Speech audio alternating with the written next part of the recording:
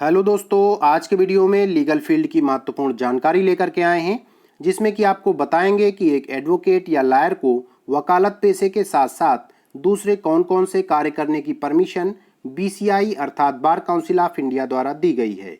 तो दोस्तों, ऐसी ही लॉ रिलेटेड यूजफुल वीडियोज़ को पाने के लिए जल्दी से वीडियो को लाइक और चैनल को सब्सक्राइब कर लीजिए। तो चलिए आज का वीडियो स्टार्ट करते हैं। तो दोस्तों, बीसीआई अर्थात बार काउंसिल ऑफ इंडिया द्वारा भारत में वकालत पेशे से जुड़े लोगों के लिए कानून बनाए जाते हैं। बार काउंसिल ऑफ इंडिया रूल्स 47 से लेकर के 51 तक में बताया गया है कि बीसीआई द्वारा एक एडवोकेट को वकालत पेशे के साथ साथ कौन कौन से कार्य करने की परमिशन किन परिस्थितियों में दी गई है। इसके अतिरिक्त सुप्रीम कोर्ट द्वारा डिफरेंट केसेस में दिए गए डिसीजंस के आधार पर भी यह बात स्पष्ट की गई है। तो चलिए एक एक करके जान लेते हैं। तो सबसे पहले एक एडवोकेट को किसी भी कॉलेज या इंस्टीट्यूट में अधिकतम 3 घंटे प्रतिदिन पढ़ाने की अनुमति दी गई है। दूसरा, एक वकील वकालत पेशे के साथ साथ कोई भी दूसरी फुल टाइम जॉब नहीं कर सकता है, परंतु यदि पार्ट टाइम जॉब करना चाहे तो उसे स्वयं से संबंधित स्टेट बार काउंसिल से उचित कारण के साथ परमिशन लेनी होगी।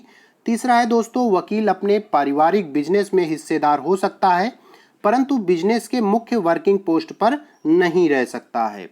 और चौथा है, वकील को पत्रकारिता से रिलेटेड कार्यों से जुड़ने की परमिशन दी गई है, परंतु वह फुल टाइम या मेन पोस्ट पर नहीं होना चाहिए। और पांचवा है दोस्तों कि वकील यूट्यूब या दूसरे सोशल मीडिया प्लेटफॉर्म पर या फिर सामाजिक लेवल पर अपना नॉलेज दूसरों को बता सकते हैं।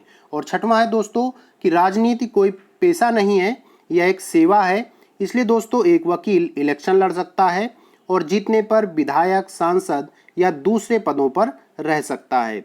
इसके साथ साथ वह कोर्ट में अपीयर भी हो सकता है और जो दूसरे केसेस हैं उनके लिए फाइट भी कर सकता है, जब तक कि उसे सरकार में सक्रिय पद जैसे मंत्री नहीं बना दिया जाता है।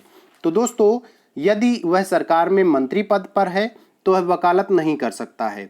जब तक कि मंत्री पद पर रहेगा तब तक उस वकील के वकालत का जो रजिस्ट्रेशन है सस्पेंडेड रहेगा।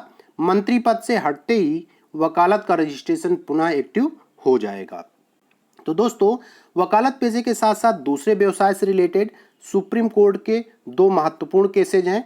तो जो सबसे पहला महत्वपूर्ण केस है आपका Ashwini Kumar Upadhyay versus Union of India 2017 Supreme Court, और जो दूसरा है doctor Haniraj L Chulani versus Bar Council of Maharashtra 1996 Supreme Court. तो दोस्तों, इस प्रकार से आज की जानकारी कैसी लगी जरूर बताएं। बहुत बहुत धन्यवाद।